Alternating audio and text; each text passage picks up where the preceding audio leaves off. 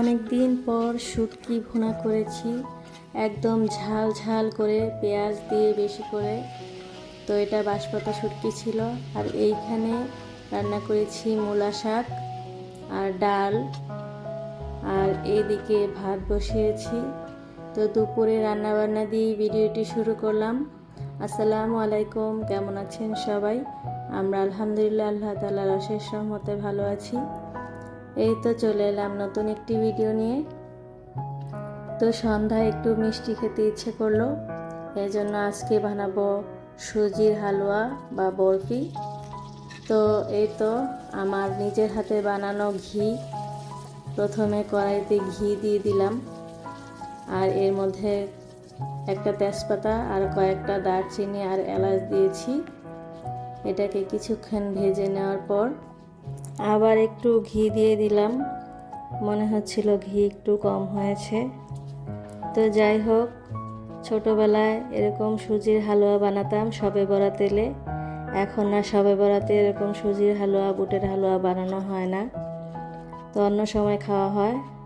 তো এই তো এই মশলাগুলো ভেজে নেওয়ার পর এর মধ্যে আমি 1 কাপ সুজি দিয়ে দিই।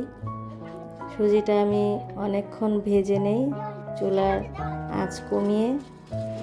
তো একদম ভাজা ভাজা করে নিয়ে এর মধ্যে আমি গুঁড়া দুধ দিয়ে দিই। গুঁড়া দুধটা দিয়ে এর মধ্যে আমি নর্মাল পানি দিয়ে দিই। এই তো এই পর্যায়ে আমি 1 চিমটি লবণ দিয়েছি। এই তো ভালোভাবে এটাকে নেড়ে চেড়ে এর মধ্যে এবার আমি আধা কাপ চিনি দিই। যেই কাপে আমি সুজি দিয়েছি 1 কাপ সুজি, এর মধ্যে আমি 1 কাপ পানি আর আধা কাপ চিনি দিয়েছি। এই হচ্ছে হালুয়া রান্না করার পারফেক্ট মেজারমেন্ট। তো এই তো এই পর্যায়ে আমি আবার একটু ঘি দিয়েছি। ঘি দিয়ে ভালো করে নেড়ে চেড়ে বাস, এই তো দেখতে পাচ্ছেন আমার হালুয়া রান্না করা হয়ে গিয়েছে। আমার ঘিয়ের ঘ্রাণে পুরো ঘর মো মো করছিল। এই তো আমি একটি ট্রের মধ্যে তেল লাগিয়ে নিয়েছি, তারপর হালুয়াগুলো ঢেলে একটা চামচের সাহায্যে আমি সুজিগুলো একদম সমান করে নিয়েছি। চামচে অল্প একটু তেল লাগিয়ে নিয়েছিলাম। এই তো সুন্দর করে আমি সমান করে নেই। এটা একটু গরম থাকতে থাকতে, নাহলে শক্ত হয়ে গেলে এই কাজটা করা যাবে না। এটা গরম থাকতে থাকতেই করতে হবে। তারপর আমি ছুরি দিয়ে সুন্দর করে বরফির মতো শেপ দিয়ে নিচ্ছি।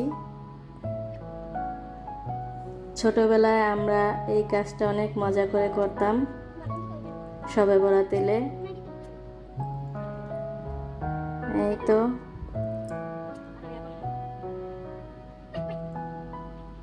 হালুয়াটা অনেক মজা হয়েছিল, আর ঘি দেওয়াতে এটা অনেক গুণ স্বাদ বেড়ে যায়। এই তো যারা কষ্ট করে এই পর্যন্ত আমার ভিডিওটি দেখেছেন তাদেরকে অনেক ধন্যবাদ। যদি আমার ভিডিও ভালো লেগে থাকে তাহলে অবশ্যই চ্যানেলটি সাবস্ক্রাইব করে আমার পাশে থাকবেন, লাইক করবেন, কমেন্টস করবেন, আমার জন্য অনেক দোয়া করবেন। আমিও আপনাদের সবার জন্য দোয়া করি। ভালো থাকবেন। আসসালামু আলাইকুম।